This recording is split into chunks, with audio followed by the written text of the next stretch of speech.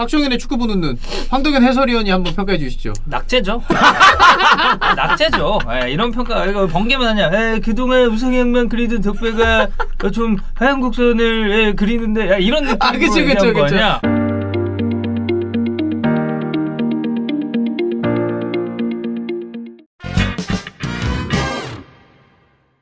킹과 덕배입니다. 이강 얘기를 좀 해야 돼요. 네. 왜냐면은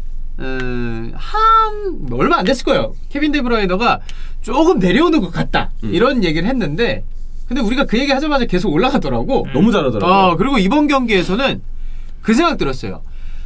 이게 기본적으로 킥이 정말 너무 정확하고 강력한 선수는 이게 기복이 있어도 정말 한 방은 있다. 그렇죠. 근데 오늘은 뭐 기복뿐만이 아니라 대단한 능력, 그리고 공격 포인트도 또 기록을 했었고. 전 그리고 잘하는 선수는 그때를 아는 것 같아요.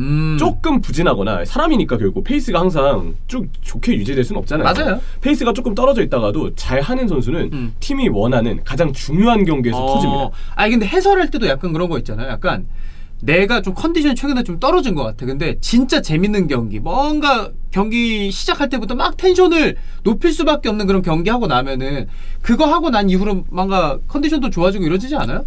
저는 그런 걸 느끼죠. 그러지 않죠. 그런 게 어딨어. 안 좋으면 안 좋은 거야. 그럼 언제 올라가요, 컨디션이? 롤 볼 때. 롤 볼 때. 좋아! T1. 펜타킬 이런 거 나오면 이제. 덕배 얘기 한번 해보도록 하죠. 네, 그래서 케빈 데브라이너의 활약 또 눈부셨는데, 두 골과 하나의 도움으로 4대1 대승에 크게 견인을 했고요. 뭐 좋은 점은 뭐냐? 입이 아픕니다. 입이 아프면 뭐 하겠습니까? 그냥 존나 잘했어. 정말 잘했어요. 맞아. 근데 그 중에서도 돋보였던 건 진짜 적재적소의 위치를 잘 잡는구나. 그러니까 이제 그 상대의 수비랑 미드필더 사이의 간격, 그 우리 프리뷰 때도 얘기 드렸었는데, 맨시티가 중원수 쪽을 만드는 팀이기 때문에 맨유의 이 3선, 특히 맥토미니 쪽 라인이 어떻게 좀 버틸 수 있느냐가 사실 중요했어요. 맨시티가 중원을 분명 좌와프 스페이스를 쓰면서 동시에 이렇게 공략할 가능성이 큰데, 여기에 맨유가 수적으로 밀릴 공산도 있고, 이걸 커버하는 상황에서 맥토미니의 역량으로는 한계가 발생할 수도 있었습니다. 따라가기 벅차지 사실. 그러니까 선수 움직임 따라가는 것도 벅차고, 이제 패스 줄 따라가는 것도 벅차고. 그래서 이 중원에서의 좀 포인트가 많을 것으로 점쳐졌던 경기인데, 덕배가 딱 그 상대가 커버하지 못하는 공간에 적재적소에 들어갔기 때문에 세컨볼을 따내는 데도 도움이 됐고, 거기서 또 아주 유려한 킥을 통해서 플레이메이킹을 하기도 했고요. 결정적으로 그 두 번째 골 장면은 케빈 데브라이너가 이제 세컨볼을 얻어서 골을 넣은 것도 좋았지만, 필 포든의 그 유연성 있잖아요. 골 지켜내는 유연성. 저는 거기서도 되게 좀 놀랄만한 포인트가 많았다고 봅니다. 이런 선수들이 좀 있죠. 그러니까 사이즈가 살짝 아쉬워. 근데 키핑이 너무 좋고 밸런스가 좋아가지고 볼을 안 뺏기는. 과거에 첼자르가 그랬었고, 포든도 보면 되게 알쌍해요. 되게 약간 좀 마른 체형이란 말이야. 마른 체형이죠. 피파 온라인 지금 마른 체형 아니야 이게. 근데 마른. 안 밀려. 일단 키핑 맞아. 좋고 본인이 이렇게 딱 버틴 힘이 있다 보니까, 그리고 이 선수가 되게 민첩하잖아요. 유연하고 민첩해요. 저 약간 이런 느낌이에요. 이제 정말 통나무 같이 이런 등치가 커가지고 이제 잘 버티는 스타일이 있는 반면, 갈대 같은 것도 이제 그거 있잖아. 바람 불면 휘어지긴 하는데 꺾이진 않는다고. 근데 포든이 보면 버틸 때 약간 이렇게 접히는 그런 느낌은 있다. 근데 거기서 잘 버티는 게 맞아. 운동 능력이 진짜 좋은 것 같아요. 그래서 그 포든의 어떤 활약도 보았고, 덕배는 또 하나 역시 패스마스터의 기질을 보여줬다. 좋은 킥력을 바탕으로 곳곳에 그냥 택배를 뿌려줬어요. 플레이메이커 역할을 수행했고, 압박도 좋았죠. 맨유와 맨시티의 후반전 가장 극명한 차이는, 맨시티는 앞서고 있을 때도 압박을 가해서 계속 맨유를 괴롭혔고, 오히려 맨유는 조금 기동력적인 부분, 에너지적인 부분에서 맨시티보다 밀리는 모습들이 많이 보였어요. 그래서 그런 부분들에서 맨시티가 4대1까지 점수차를 벌릴 만한 원동력이 있었습니다. 덕배의 스탯을 쭉 보시면 터치 횟수, 그리고 유효 슈팅 6개 슈팅 중에 4개가 유효 슈팅이었고, 키패스 5개. 한 경기 키패스 5번, 그리고 41번의 패스를 시도했는데 38번의 성공. 미쳤다. 그 중에서도 공격적인 패스 시도가 많았어요. 그렇죠. 전일 패스가 많았으니까. 네, 근데 오히려 이제 덕배 기록을 아시는 분들은 그 얘기도 하십니다. 전성기 때 덕배는 이거보다 패스 성공 더 많이 했다. 아니면 패스를 더 많이 뿌렸는데 그렇지. 더 많이 성공했다. 이렇게 보실 수도 있어요. 왜냐, 저도 그런 기록들을 보고 있기 때문에 좀 이해가 되고, 롱패스 4번 시도해서 4번 모두 성공, 드리블 3번 시도해서 2번 모두 성공, 경합 성공도 10번 시도해서 6번 성공. 네, 아주 좋은 이 기록을 보여줬습니다. 그러니까 이런 기록만, 선수 이름 떼고 이런 기록만 났을 때 이 선수 포지션이 어딘지 가늠이 되겠냐고. 그럼요. 롱패스도 롱패스대로 하는데 슈팅도 많네. 이 선수 그래서 어디서 뛰는 선수야? 이렇게 생각할 수가 있는 거지. 그렇죠. 자, 그 덕배의 활약, 어느 것이 원동력이었냐? 바로 번그아 혹은 이가흥이었습니다.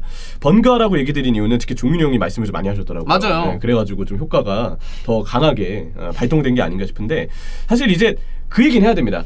덕배의 폼, 더브라이너의 폼이 올 시즌 좋다고 말하기 힘들어요.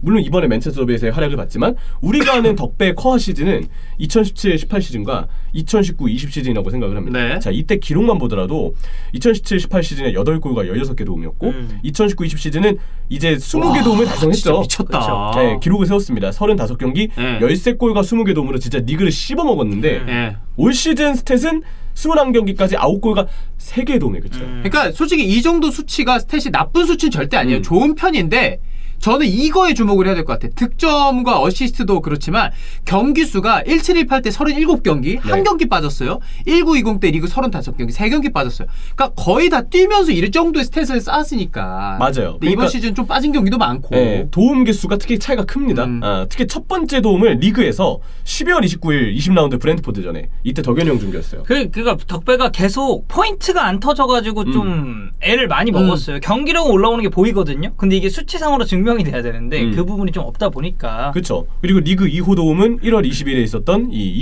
23라운드 소튼전이었어요. 그리고 이번 맨유전에 드디어 세 번째 도움을 달성했는데 맨유전 이전까지는 그냥 20경기 7골 2개 도움뿐이었어요. 아쉽네. 그래서 덕배치고는 아쉬웠다. 뭐 이 부분에는 역시 부상 여파가 제일 맞아요. 컸죠. 지난 시즌 챔피언스리그 결승에서 리디과 부드치 때 당했던 안면 쪽 골절의 부상, 유로에서 당했던 팔리냐에게 깊은 태클, 발목 쪽 부상. 시즌 초에 그 얘기도 있었어요. 덕배가 한 번 더 발목을 다치면 수술까지 가야 할 수도 있다 싶을 정도로 발목 쪽이 좀 위험하다라는 얘기들이 있었고, 그러니까 데브라이너도 본인이 좀 완전하지 않은 몸 상태로 전반기를 소화했다고 봐야죠. 근데 여기에 코로나까지 겹칩니다. 그러니까 선수의 어떤 몸에 부하가 많이 온 상황이니까 악재가 너무 겹쳤다. 그래서 더브라이너가 우리가 보기에도 초반에 그런 모습이 있었어요. 좀 페이스를 자기가 조절한다. 그 장기 부상에서 돌아온 반다이크도 페이스를 조절하면서 뛰었듯이. 본인 인터뷰도 했었잖아요. 그 관련해서. 저는 덕배도 그런 모습이 보였다고 생각해요. 팀적으로도 배려를 좀 하는 모습. 근데 아예 안 나올 수는 없으니까 나와서 볼 때 스프린트를 가져가거나 좀 많은 범위를 뛰어야 될 때 자기가 좀 조절을 하는 모습들이 역시 군데군데 보였습니다. 그래서 이러한 모습으로 좀 뛰는 전반기였고, 후반기가 되면서 컨디션이 확실히 전반기보다 올라왔어요. 그러면서 조금씩 나아지고 있지만 여전히 기복은 좀 있는 상태인데, 24라운드 브랜트포드전에 더브라이너 그 경기 보신 분들이 특히 많이 공감을 하실 텐데 진짜 말도 안 되는 수비 커버 보여준 게 하나 몇 번 있었어요. 진짜 더브라이너 특유의 그 스프린트 끊으면서 막 자기 진영으로 넘어가지고 다 커버하는 거예요. 많이 뛰어. 네, 그 모습 보고 전성기 덕배 기동력이 돌아왔다. 이 승리에 좀 공신이 있다라는 얘기를 했는데, 문제는 그 뒤에 26라운드 토트넘전에는 다시 영향력이 저하가 됐고, 이때는 킹미스까지 좀 나오는 등 결과적으로 토트넘전 패배를 면치 못하게 만든 이유 중에 하나가 됐습니다. 기복이 있다라고 좀 그 경기쯤까지는 좀 봤던 거고, 그리고 거기서 이제 종윤형, 주원형이 이제 나오는 거죠. 그래서 주원형은 얘기 안 하셨고, 그래요? 종윤형과 접니다 사실. 그래서 이런 배경을 바탕으로 결국 이가흥이 발동이 됐어요. 종윤형이 그동안 우상향만 그리던 덕배가 이제 조금씩 하향 곡선을 그리는 게 아닌가 하는 조짐이 보인다. 박종윤 나이가 있다. 91년생이다. 이렇게 쭉 가다가 살짝 내려온다. 나이 있으니까 이제는 당연한 거다라고 이제 번개맨이 얘기한 거죠. 그리고 이어서 한동안 정말 월클이었지만 부상의 여파로 올 시즌 절정의 기량을 매경기 보여주지 못하는 것 같다. 다 종윤형이 한 말. 이렇게 얘기했고 저도 한마디 했습니다. 지도 얘기했네 보니까. 올 시즌은 확실히 덕배다운 시즌은 아닌 느낌. 한마디 했어요. 네네네. 임그아. 그리고 종윤이 형 덕배 평점으로 매기자면 매경기 19를 항상 오가는 선수였다가 올 시즌은 7, 8침, 가끔 6, 뭐 그러다 9 이런 식으로 약간 저점을 찍는 경기들도 있는 것 같다. 박종현의 축구 보는 눈, 황동현 해설위원이 한번 평가해 주시죠. 낙제죠. 낙제죠. 이런 평가 이거 번개만 하냐. 그동안 우상향만 그리던 덕배가 좀 하향 곡선을 그리는데 이런 느낌으로 그쵸. 뭐 저 사람 뭐 저희가 뭐 전화 연결할 수도 없고. 뭐 저는 그래도 뭐 대표님이니까 존경을 하는데 리스펙트는 못 하겠네요. 낙제다, 축구 보는 눈이. 근데 이러한 얘기를 했는데 사실 얘기가 당연히 진지하게 얘기하면 틀린 얘기 아닙니다. 솔직히 나올 만은 했었던 맞아요. 경기들이 있었어요. 근데 부상 여파랑 이런 것들이 있다 보니까. 맞아요. 그래도 다행히 이제 이가흥의 버프를 받아서 덕배가 다시 살아났고, 맞아요. 저는 역시 컨디션 유지가 핵심일 것 같아요. 아직 컨디션이 100%이진 않을 겁니다, 덕배가. 그래서 남은 시간에는 계속 이제 컨디션을 좀 잘 관리해서 이가흥의 효과를 좀 오래 이어갔으면 좋겠다. 이런 얘기 좀 하고 싶고요. 또 하나 이가흥이 필요한 선수가 왠지 있는 것 같아서 상대편에 있죠. 바로 브루노 페르난데스입니다. 부페가 최근에 그러니까 뭐 맨더비도 맨더비인데 이 직전 경기가 와포드전이었잖아요. 맞아요. 와포드전 비겼어요, 심지어. 근데 그 경기에서 보면 부페가 찬스도 되게 많이 놓칩니다. 많이 놓쳐요. 그러니까 부페가 저도 그때 메뉴 경기 얘기할 때 얘기했던 게 포그바가 오면서 확실히 부페가 삼성까지 내려와서 해줬어야 했던 역할들은 이제 분배가 되니까 좀 더 공격적으로 이제 본인이 원래 잘했던 롤을 좀 하면 된다라고 했는데 이게 모르겠어요. 진짜 저는 지쳤다라는 생각이 들 정도로 이런 슈팅에서의 마무리라던가 시야가 예전만은 같지 않다. 그렇죠. 네. 그래서 좀 지쳐 있어요. 그래서 볼 처리 속도가 늦어지고 끌다 보니까 볼을 자주 뺏기고 패스미스를 범하게 되는 상황들이 좀 나오는데 물론 이제 이번에 그 산초의 만회골 장면에서 그때는 동점골이죠. 네, 동점골 장면에서 연계 능력 좋았고 또 워커를 끌어당기는 오프더블까지 역시 브루노 페르난데스의 그 번뜩임은 나왔어요. 맞아요. 그리고 뭐 올 시즌에도 키패스나 킥 이를 통한 경기 영향력 그리고 수비 가담 등의 장점은 브루노 페르난데스가 여전히 남아 있습니다. 그런데 저는 단점도 부각되는 시즌인 것 같아요.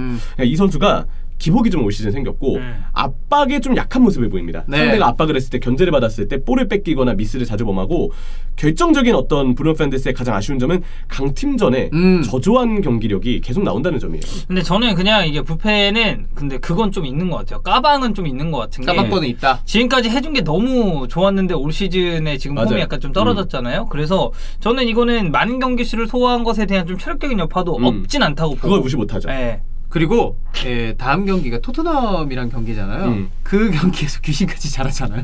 이것도 제가 볼 때 이깡감이에요. 네 맞아요. 약간 저는 이강 노리고 하는 거예요. 네, 그래서 지금 맞아요. 브루노 페르난데스가 인터뷰를 했죠. 약간 도박성 플레이를 자기가 선호한다. 그래서 일부러 위험한 패스, 약간 좀 확률이 떨어지는 패스여도 과감한 패스들을 시도하면서 동료를 지원하려고 하는데 문제는 이게 체력 저하랑 겹치다 보니까 무리한 플레이가 되면서 오히려 실수가 많아지는 상황이 출현이 되고 있어요. 난 이런 모험적인 플레이는 좋아. 아니 아까 롤 얘기했잖아요. 그랬어. 그 얘기 있어요. 슈퍼 플레이랑 던지는 거는 한 끗 진짜 차이야. 한 끗 차이야. 그래.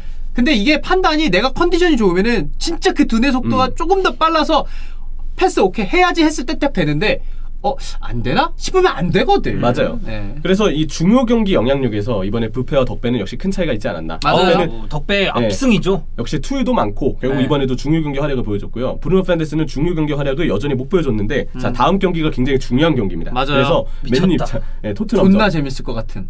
어떤 의미에서요? 원래 그거 알죠. 조금씩 내려와 있는 팀들끼리 붙었을 때 은근 그게 치고받는 느낌이 있어서 재밌어요. 그리고 양 팀의 이 첫 번째 맞대결에서 대단한 사건이 발생을 했죠. 결국 누누가 이제 경질되는. 맞아요. 네. 감독 바뀌고 다시 붙는 거죠. 그렇지, 이제. 그렇지. 둘 다 다른 감독이야. 그렇죠. 과연 부페는 입강 효과를 받을 것인가? 받자 좀. 네. 예.